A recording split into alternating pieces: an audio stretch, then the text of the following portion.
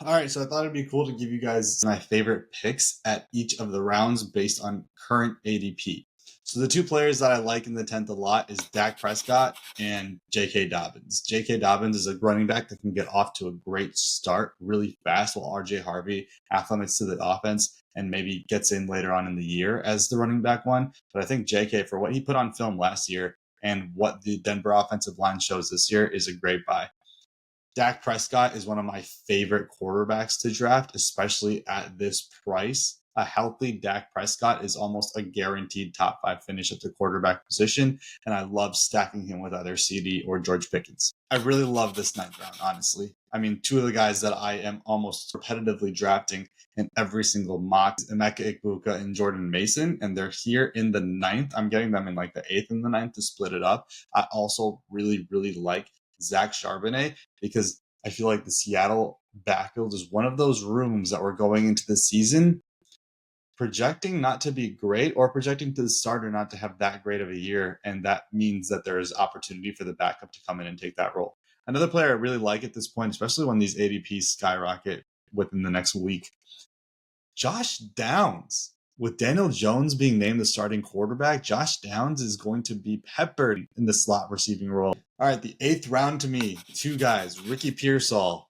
wide receiver 1 for the 49ers for all intents and purposes. He's going to be a huge target for Brock Purdy. We saw it in the preseason game this past weekend. Ricky Pearsall is going to have a breakout year. There's only one other real primary receiving target, and that's George Kittle that Brock Purdy has to throw to. And Ricky Pearsall, another wide receiver, second year breakout. We've seen this time and time again. Love the potential here. And then my late round tight end that I'm targeting in all my drafts, if I'm not getting Bowers, McBride, or Kittle, it's Tyler Warren. Here in the 8th round, the end of the 8th round too is where his ADP is currently, especially with Daniel Jones being named the starter, like I said before. It just ensures my confidence in all of these pass catchers and that there's actually going to be somewhat of a passing game.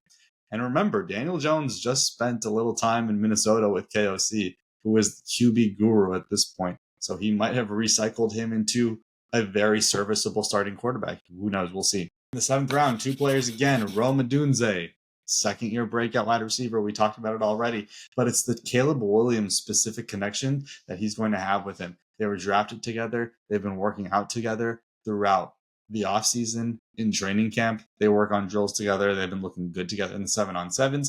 And then we're going to see that breakout into a great year for Rome Odunze. If the Bears offense takes that next step up, it's going to be Rome Odunze that assumes that role as the top receiver.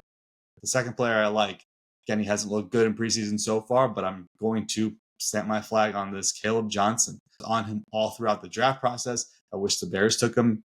He lands on the Steelers. Arthur Smith loves to use his running backs.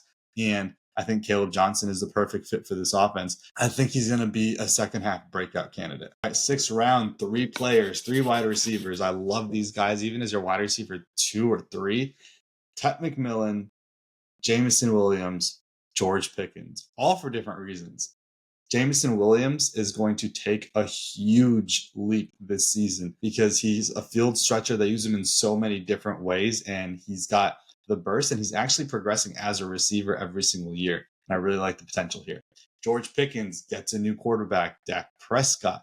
He is almost the anti-CeeDee Lamb in that he is a complete field stretcher. He makes catches on the boundary. He's going to take the defense and go over the top. The Cowboys are going to pass so much this season. It's going to be great for both CD and George Pickens. And then Tet McMillan, a rookie wide receiver taken in the top 10 picks, high draft capital, one of the best players in college football last season. And he's going to be the wide receiver 1 for the Carolina Panthers, who are going to be in a lot of negative game scripts, pass game scripts. And I think that Bryce Young's ascension relies upon Tet McMillan to be his number 1 guy. 5th round, 2 guys.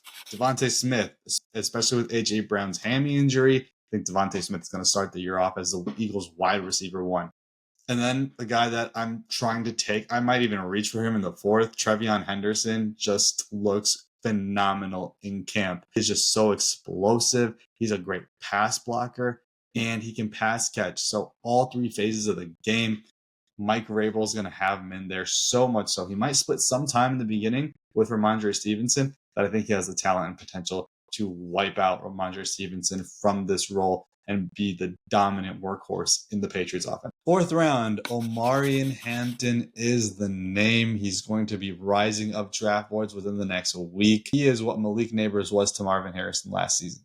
Because Malik Nabers you were getting in the 3rd round, and 3rd or 4th. Marvin Harrison was going in the 1st or 2nd round. That's where Ashton Genty is going this year.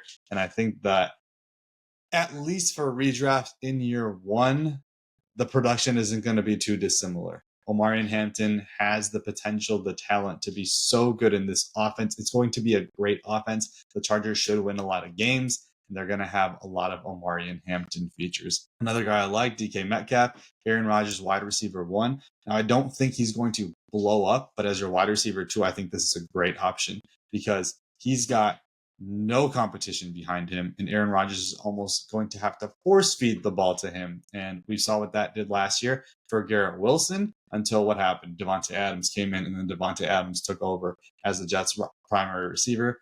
Aaron Rodgers loves his wide receiver 1s. 3rd round, one of my favorite players in fantasy this year, Chase Brown. I'm taking Chase Brown if I can get him all season long. He's one of the only players in the league that has no competition behind him in an offense that has so much and on a team that has no defense.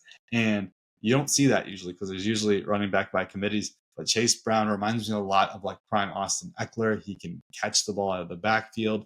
They can run the ball with him still. He's the goal line back. There's no player that's taking away at some of his game. And the Bengals are going to have an explosive offense.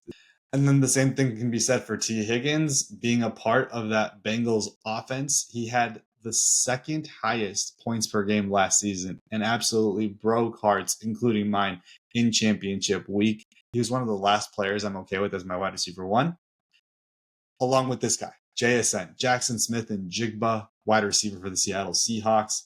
This is that 2nd to 3rd year breakout we're expecting with JSN this year. Sam Darnold as his quarterback. If Sam Darnold can be even 3/4 of the quarterback he was last year, JSN is going to have a phenomenal season. The offensive line in Seattle is better. The defense maybe is taking a step up. We could be seeing, if all things go well, a playoff push for this team with a wide open NFC West. And if that happens, that means JSN had a phenomenal season.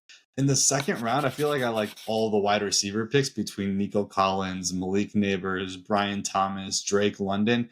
AJ Brown is injured, so I'll stay away from that for now, especially with the hamstring injury and with the 29 years of age. Bucky Irving is a smash target for me in the 2nd round. He is going to have another great season. This offense is looking like it's going to be a juggernaut, one of the best rosters in the NFC.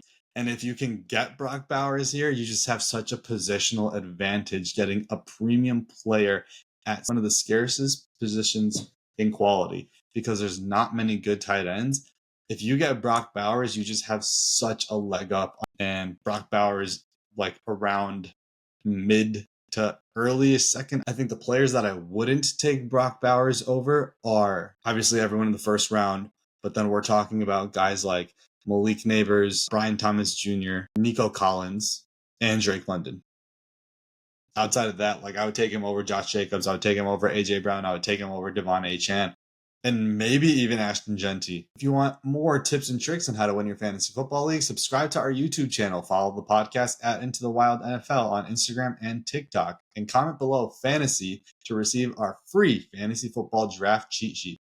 Thank you all for listening. Good luck and have a great fantasy season.